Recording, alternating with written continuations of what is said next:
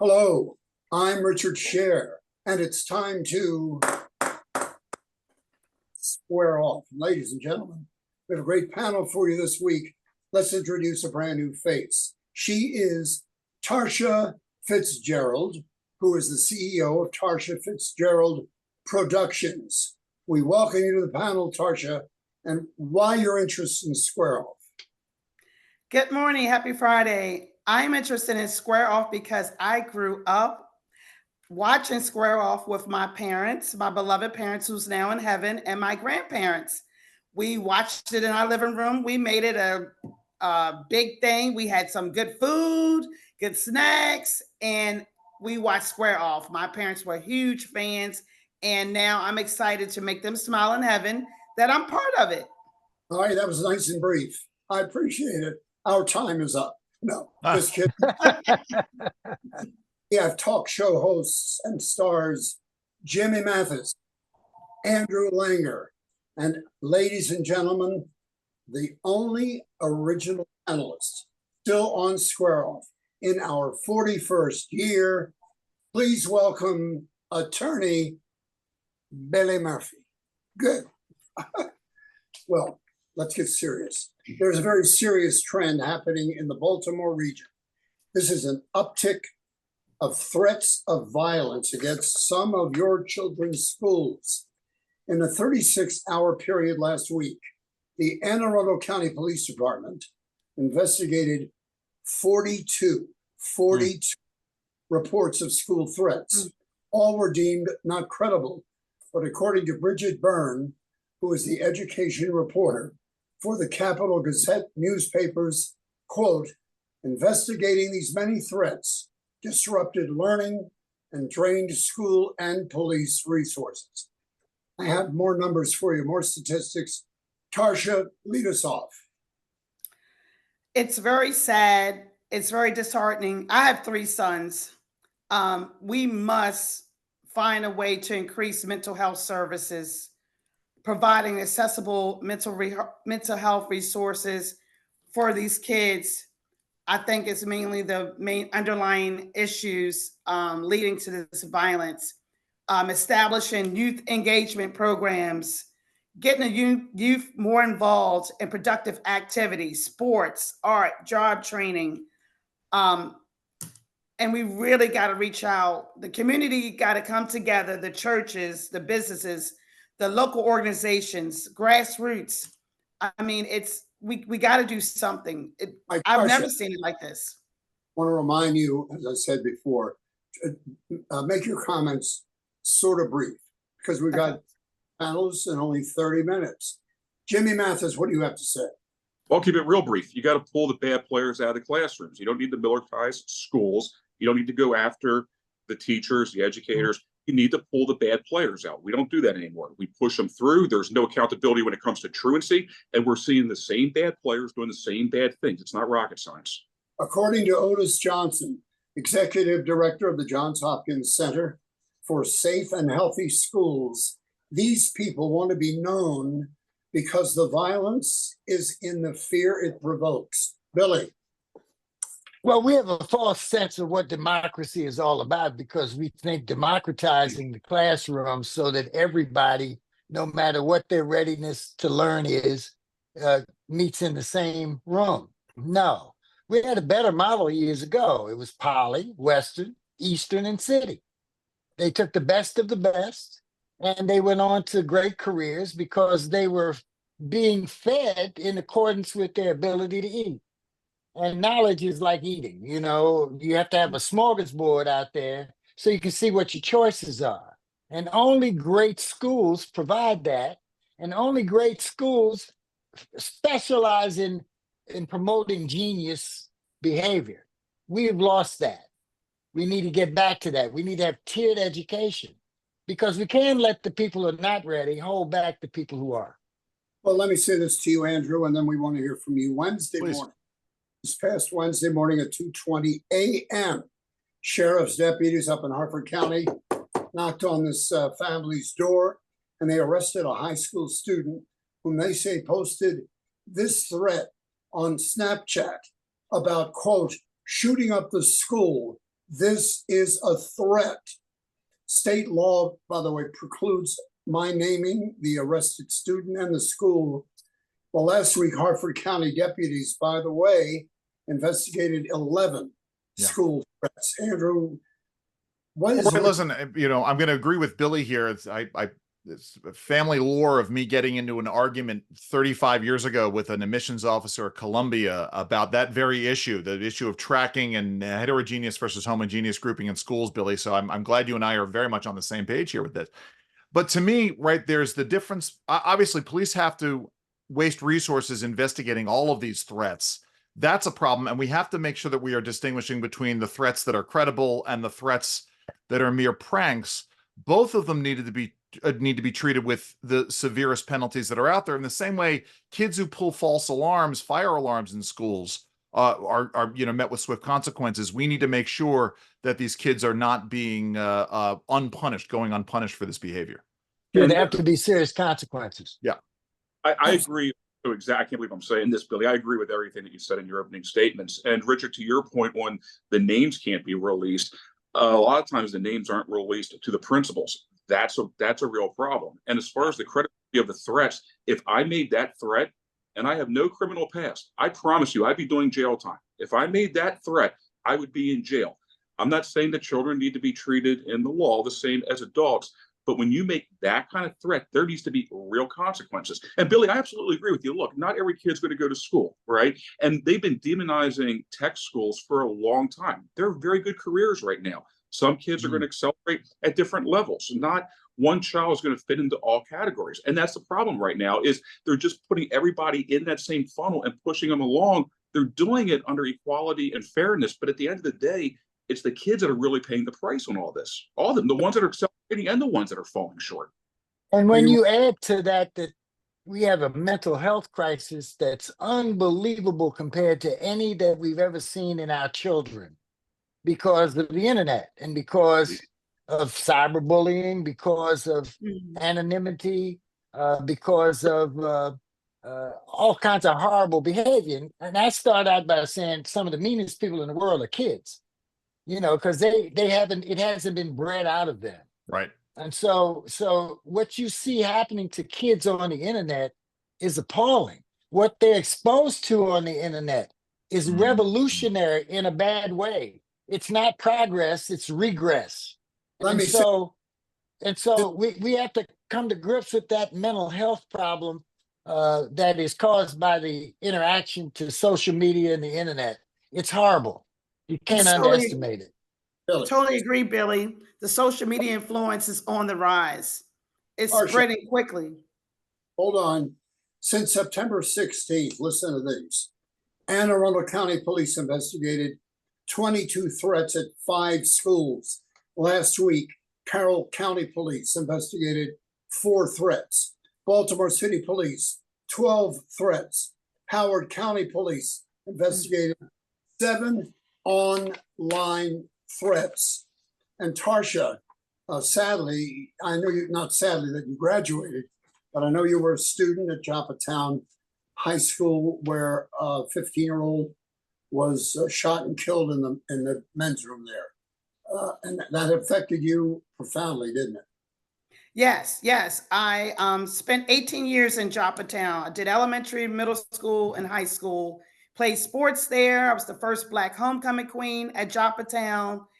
Yes, I'm historic there. Wow. And I belong to a couple Joppatown social groups, and we are coming together. We're coming together, the alumni, and setting up some kind of strategic action plan. We are all hurt, devastated. We were one family. That was unheard of at Joppatown. And we're heartbroken.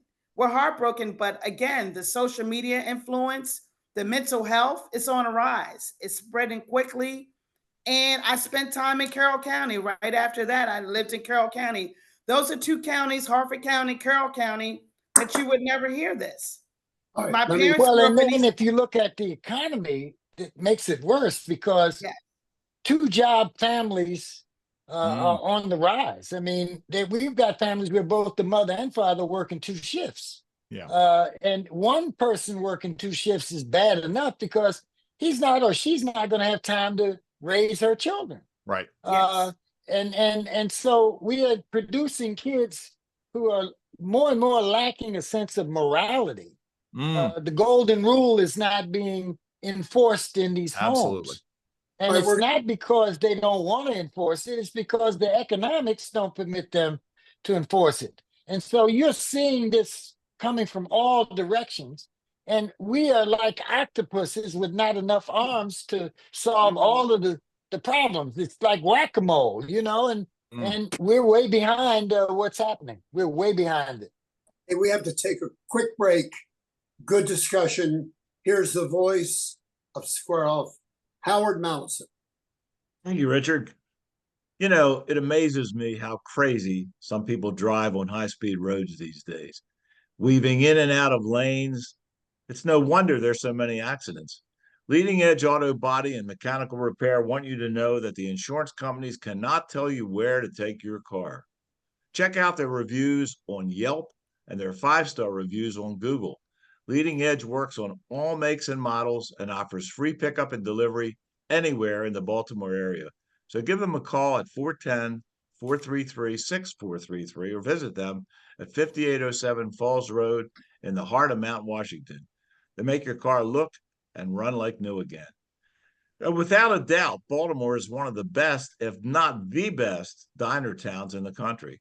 And the most popular and award-winning of them all are the Double T diners. TT means totally terrific. For breakfast, lunch, or dinner, the Double T menu offers you so many choices you're going to want to order everything, and everything is delicious. Plus, you have to save room for dessert.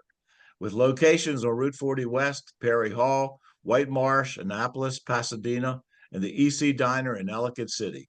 Plus, Monday nights are lobster night at By the Docks in Little River, all part of the Double T family. Back to you, Richard. Just one personal note, thank you, Howard, that I will be taking my car to Leading Edge Auto Body Mechanic because I tipped something. I hit a little something. Okay? All right. Well, according to her, Look, this is the month of car accidents because I've never seen so many athletes get sidelined because they were in car accidents. you're Have right, you ever Billy, seen that before? but I'll be back in the lineup shortly. Listen, according to her campaign, Andrew, I'm calling on you first. Sure. Democratic Senate candidate Angela Brooks says she is committed to paying the government back for claiming tax credits to which she was not entitled. This after CNN reported that also Brooks dodged at least $16,000 in property taxes, illegally taking tax deductions for which she was not entitled. CNN also claiming also Brooks took a benefit meant for low-income seniors. Now she's trying to pay this back, but how do you think this might or will not affect the race? Well, I think it does. I mean, I've been talking to folks, obviously, who are on the fence. Obviously, Democrats have a built-in structural advantage in terms of voting in Maryland, but there are a number of Democrats who voted for Hogan in the previous elections who are always looking for a reason to sort of switch parties. Here's what I know. I know that, Kamala Harris, if she gets elected president, is going to be pushing for massive tax increases and to let the Trump tax cuts expire. I think it's very hard for somebody to advocate for higher taxes when they are facing scrutiny for not paying certain portions of their taxes. Okay. Jimmy, A few things on this. Okay. I've been saying this ever since Hogan jumped in the race. I believe he's unelectable. I don't think has any influence over the election. Second of all, she hasn't paid it back. She reached out to the IRS. The IRS can't tell her how much she made. And none of us really know what the details are on this. One of the houses was in Florida. She was paying for family members, I believe. The taxes were withheld through out of escrow. So before Hogan spikes the football too much on this and tries to paint her as a tax cheat, he may want to get his record straight on that, because this is not looking like a Marilyn Mosby thing. And at the end of the day, it doesn't matter anyway, because Republicans are disenfranchised with Hogan's, and the Democrats are never going to vote for him anyway. So right. 16 grand, it seems like honest. Hold on a second. 16 grand, this seems like an honest mistake in in an arbitrage of a tax code that nobody can understand, and even the That's IRS true. or how much she owes. All right, in a late, So I agree with you 100%. hold on, Billy. Let me get this out. Here's a late week Washington Post, University of Maryland poll. Also, Brooks is leading Larry Hogan by 11 points. Mm. She's pulling away. She's pulling away, Richard. With all this, she's pulling away. Yeah, yeah. Billy, go. Yeah. Well, I think that the internal polls in Hogan's camp have long predicted exactly what was going to happen because he's getting hit by crosswinds in this election, unlike any he's ever seen before, and he has no answer for most of them. For example, his praise of Donald Trump's judicial appointments, that's coming back to haunt him. His so-so opinion about abortion, where as the governor, he did everything he could to impede that process for women who needed it. And so these chickens are coming home to roost. And the most important chicken is he's going to be a Republican, where that determines the control of the Senate. And that argument is resonating. And so this comes very late in the campaign, too late for it to have any meaning, as far as I'm concerned. And so it's not gonna take the core of her support away. And Billy, what he's focusing Jimmy- on right now, Trump Go should be ahead. focused right now, and he did support Trump's nominees. However, he's been very anti-Trump. He voted for his daddy during one election and Reagan for the other. He went on every Sunday talking show he could find bashing Trump. So what he should be getting out right now is debunking those claims that he is some MAGNA supporter instead of focusing on this ridiculous tax thing. If he's, I mean, just politically speaking, because they've done, also Brooks has done a very good job of connecting Hogan to Trump, and that's not the case. That's what he should try to be debunking right now, not focusing on this stupid tax thing. Tarsha, Well, I think you make a good point. And hold it. Got to hear from Tarsha. okay, got Tarsha, it. Listen, it could be an easy mistake until they really come out with more facts. I think Angela's going to be fine. I mean, Yeah. IRS is always, a lot of people have IRS issues, and Right. she's done a great job now. And they need to come out with more facts. It's easy oversight, and I think she's not going to be affected by it. I think she's going to be fine. Mr. Let me, Lang- let me just add, can I just add one thing? Larry Hogan's race this time is going to be the cautionary tale of when you try to be all things to all people, you are nothing to anybody. That's going to be the epitaph. Did Well you make put. that? Did you make that Absolutely. up? Great. Yeah. Go- Well Go- put. All I was going to say, Richard, was people are trying to make the comparison between also Brooks and Marilyn Mosby. They're two very different things. Also, Exactly. Brooks took responsibility for this immediately, said it was a mistake, and rectify it. Mosby, on the other hand, fought the system tooth and nail. Judge, I believe, was fairly leniency on her, giving her the bracelet, and then she's throwing that in the judicial face. So these are two totally different things. Exactly. That it? Too late to make a difference. I That's agree. my bottom line. I agree. I agree. Here again, before we get to the vice presidential debate coming up Tuesday, oh my goodness, what is that going to be like? Here again is Howard Mallison. Howard. You, Richard. The law firm of Barry Glazer specializes in personal injury, medical malpractice, and nursing home neglect. His creative TV commercials have made him very recognizable, so much so that you can't walk down the street without people coming up and thanking him for telling it like it is. Barry and his team have an in-house doctor and nurse on staff. In fact, you should call Barry before you call the insurance company. His clients will tell you that Barry gets you more compensation than you ever expected. He's that good. Give the law firm of Barry Glazer a call at 410-547-8568 and let them know that you heard about him on Square Off. And with playoff baseball, the Orioles trying to get into the World Series and the Ravens' quest for a Super Bowl, what better way to watch the game than going to Pappas Sports Bar and Restaurants? You can dine in the sports bar surrounded by more big screen TVs than you can imagine, or you can have a gourmet meal in the dining room section of Pappas. Either way, you can enjoy the award-winning Pappas crab cake, imperial crab, and much, much more. Plus, they ship their crab cakes all over the country. And yes, Oprah gets their crab cake shipped all the time. At Pappas, you'll enjoy a dining experience second to none. Just tell them Richard sent you for the fab cake. Back to you, Richard. Howard, you have brand new commercials today. Fabulous. Thank you so very much. All right, folks, coming up Tuesday, 9 p.m. on CBS, it will be the vice presidential candidates debate. Democrat Tim Walz versus Republican J.D. Vance. Now, late polling shows Democrats are more positive about Walz and Kamala rather, than Republicans are about J.D. Vance and Donald Trump.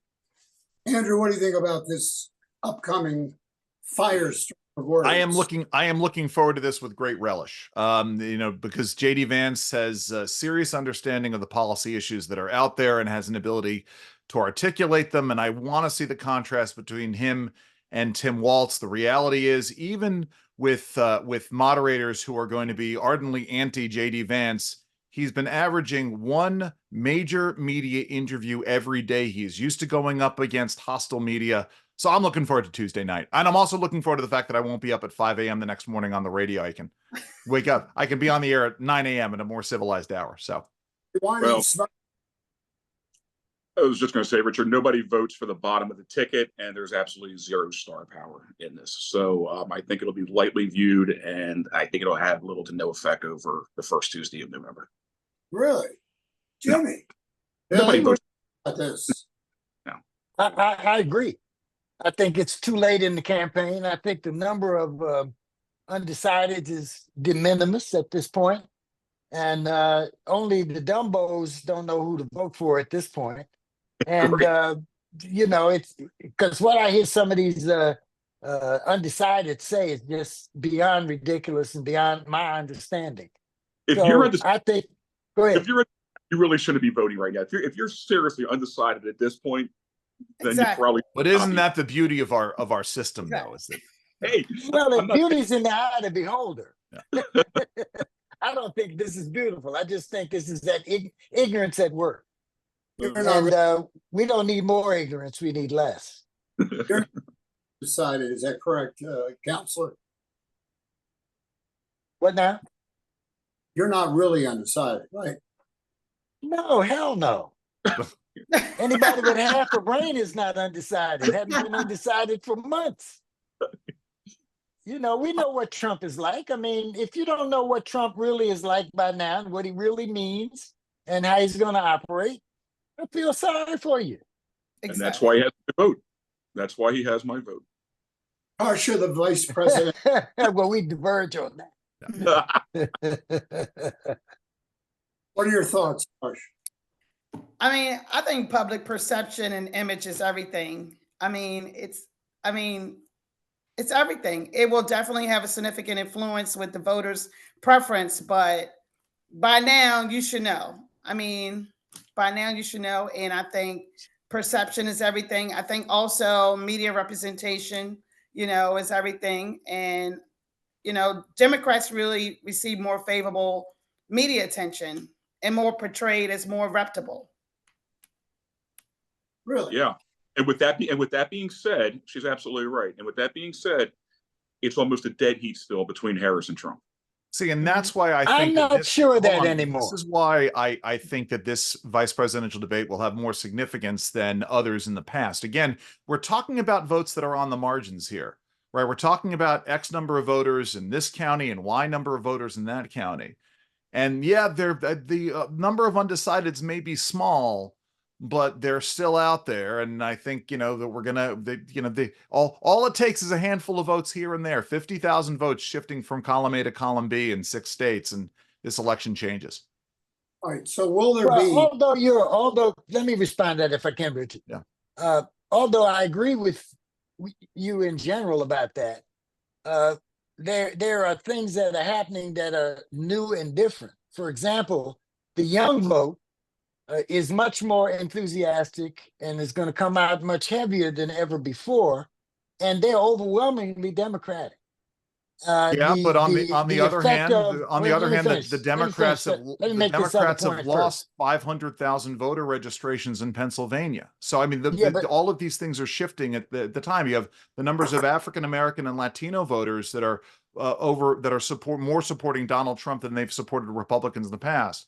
So listen, I don't think any of us really knows what's going on the ground. I don't even think the campaigns have a really good understanding. What I do know is this, real quick, Richard, I promise, is that Kamala Harris's campaign is much, much more reactive than being proactive. And that to me sends a signal that there may be a little bit more of a panic in the Kamala Harris camp. But that's, just the way Well, I don't think there is, because the momentum is in her favor. And all of the polling, whether it shows the dead heat or sugar not, high is showing is certainly in her that favor. Wait a minute, hold on. Let me finish my thought. Yeah, please. It is voter intensity is the highest among Democrats and Republicans. And what I think Republicans should be worried about is they don't have a ground game. Thanks to Brother Trump, he's not listening to his good advice. And Well, if you don't have a ground game in an election where turnout is going to be the major factor in who wins or loses, you're going to lose. Billy, I would actually disagree with you on that. Knowing the folks who are running the RNC's ground game, they actually do have a ground game that's been working overtime to make sure that voters do turn out. But that all I'm saying is, with Kamala Harris being told by the New York Times last week that she needs to do more interviews, and lo and behold, she does an interview with Stephanie Ruhle this week. Kamala Harris being told that there are problems in the border states with Democratic voters and voter enthusiasm, and she's finally going to the border today. That's when I'm saying that they're being reactive. And all of that is too little too late. Oh, I agree with that. Basically, radio silent when it comes to interviews. She was the border czar, finally got down there. And as far as it being reactionary, it is, and that's exactly what it looks like. Yeah. We'll see, that's for sure. Oh, right. We will see. Give us a 30-second opinion. I think Kamala is going to win by a significant margin. Are you Tarsha? Yeah. I truly think that my soror, my AKA soror, Kamala's going to win by far. We got her back. We got her back. Nothing would surprise me. I think it's going to be close. I don't think we'll know on Tuesday, but I believe at the end of the day it will be Trump. Andrew, what do you think? I am not making predictions.